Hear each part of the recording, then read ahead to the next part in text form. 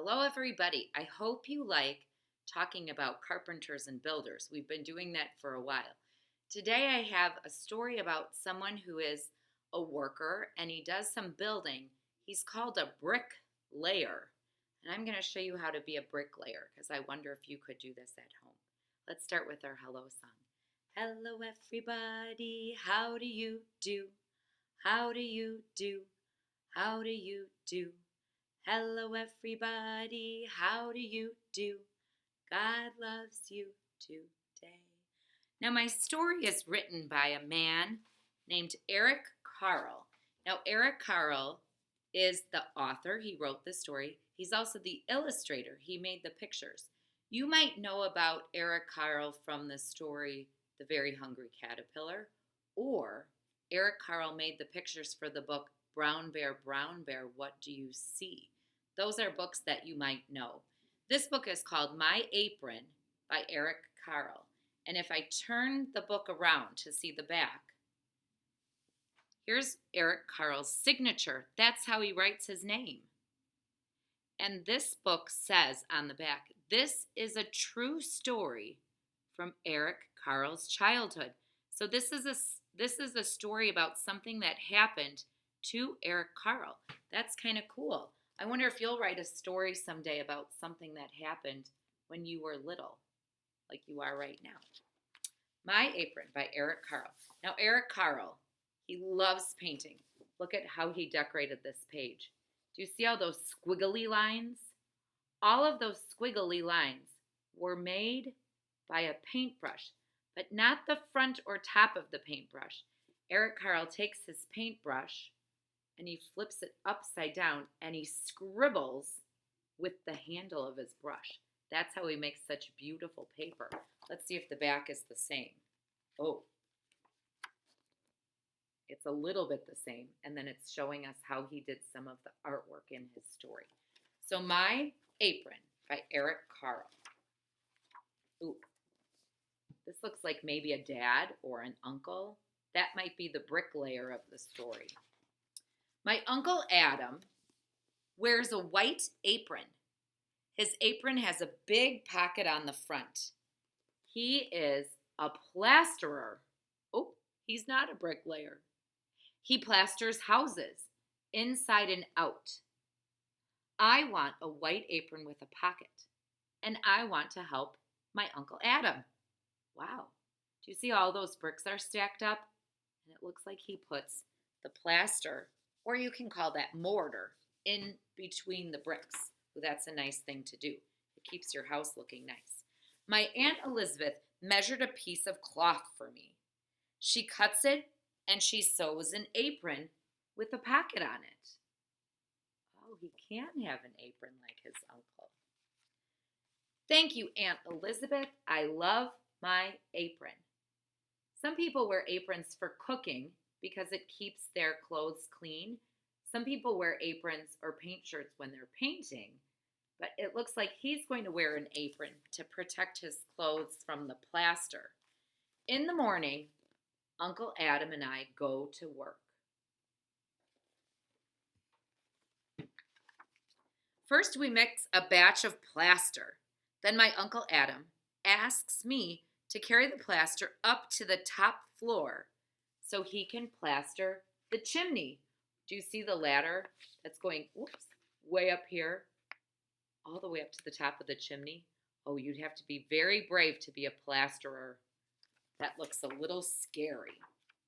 All morning, I carry plaster up the stairs for my Uncle Adam. Thank you, said Uncle Adam. You are a good helper. Ooh, that's nice to hear. At lunchtime, my Uncle Adam and I sit down and talk. If you were working so hard, you would get tired. You'd want a little break to eat and a little break to rest, to give you power for the afternoon. All afternoon, I go up and down the stairs, carrying plaster to my Uncle Adam. I am a good helper. Late in the afternoon, my uncle and I go home for supper. Look at the grass. I like how Eric Carle made the grass. Next year, I will help my Uncle Adam again. But next year, I will get a cap just like my Uncle Adam. So here is a letter that Eric Carle wrote, and he said, "Dear friends, my apron is a true story that happened when I was 8 years old. I had a couple days off from school, and I went to visit my Aunt Elizabeth and Uncle Adam." I like that. I like hearing that story about Eric Carle. Now, I am going to do a little plastering. So I brought some blocks today. Now, in the story, My Apron, it looks like there were some bricks. I don't have any real bricks, but I do have blocks. I bet you have some kind of blocks at home. These are foam blocks. So I'm going to put these blocks on my table. So I'll get a few out, and I'm going to show you how I can be a plasterer. I bet you didn't know I could be a plasterer. All right, let me get some more shapes. Ooh, look at these. A cylinder or a circle. Ooh, that's going to be harder to build with. All right. Well, I think I've got some pieces. Now, if I wanted to build with these, I could build, but I could push it easily and knock it down. So it's not a very strong building. And if someone was going to live in the house that I'm building, it would have to be really strong. So I'm going to use something for the mortar. Something for the mortar or the plaster. So I brought shaving cream to school today. Now, I don't know if the dad in your house uses shaving cream. If he does, maybe you could try this at your house. I'll do a little shaking. And I'm going to put some shaving cream. Ooh, I like how it sounds. Ooh, there's some shaving cream. Let me show you how it looks. I wish you were here because you would smell it. It smells so good.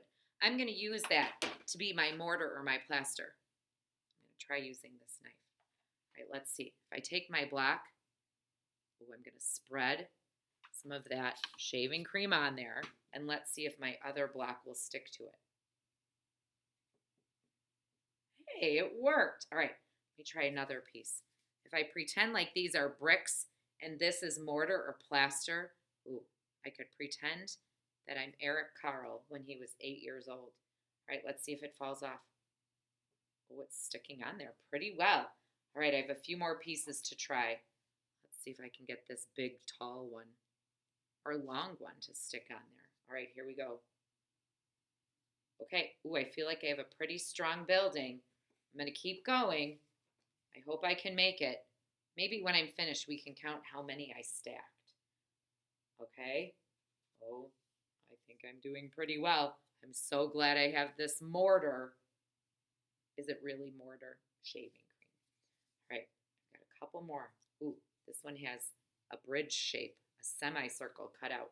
Okay, here I go. I think this will fit right inside perfectly. All right. Stay together, building. Ooh, it's holding pretty well. One more piece.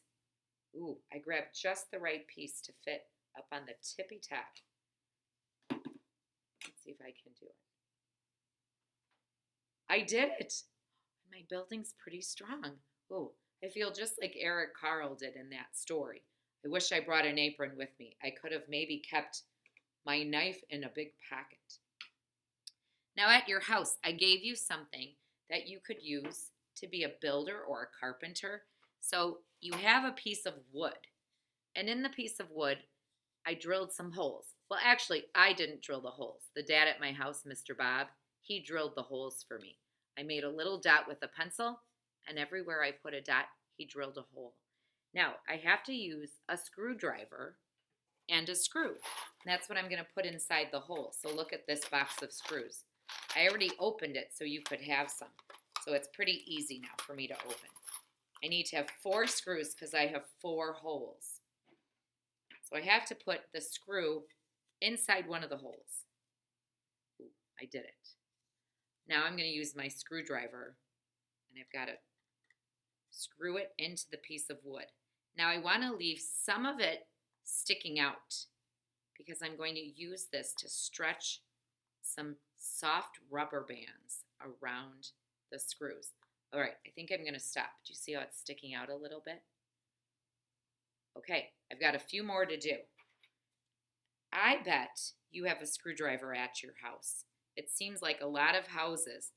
Oh, did you see that? Oh no, my building tipped over while I was working. It seems like a lot of houses have a screwdriver, maybe even a hammer, because sometimes you need little tools, even if you're not being a carpenter or a builder. All right, 2 screws. Let me get number 3, and then I'll get number 4, and I'll show you how to make a cross. I feel like a carpenter when I use tools and wood. I call the screws hardware, so I'm using some hardware. A screwdriver is a tool and a piece of wood. Okay, I'm going. All right, now, I know that the screws are in there. If I flip it over, if the screws fall out, I have to screw them in a little bit more. Let's see what happens. Ooh, they all stayed. All right, watch what I'm going to do. I gave you some of these little cloth pieces, and they're kind of stretchy. So I'm going to use this to make a cross. So I'm going to stretch it. Ooh, it's kind of loose. Do you see? I bet I can twist it and stretch it back up to the top. Let's see if I can twist it around. Ooh, I did it. Hey, the screws are holding on that little stretchy band. All right, now I've got a white one. I might have to twist that one too. Let's see if I can do it. I did. Oh, it already looks like a cross just with 2 pieces. I have more pieces though. I better add my favorite color. My favorite color is red. So let me add a red one. I think I'm going to add a red one going across. Now because I put my screws right into the wood, the bands stay right in place. They don't pull the screw out. All right, one last piece. Ooh, this one I really have to stretch. Going from the top to the bottom, that's a really far reach. Wow. Now, guess what? The wood is kind of rough here. I might have to get some sandpaper like Bruno the carpenter used and sand that off. All right. Ooh, this is a perfect thing to set down. Ooh, I'll hold it right by my body as I sing the goodbye song. Because I say, God bless you everywhere you go. And this cross reminds us of Jesus and God. Goodbye, goodbye, goodbye. Goodbye, my friends, to you. God bless you everywhere you go, in all you say and do. Goodbye, goodbye, goodbye, my friends, to you. God bless you everywhere you go, in all you say and do. Bye, friends. Have a good day. We miss you.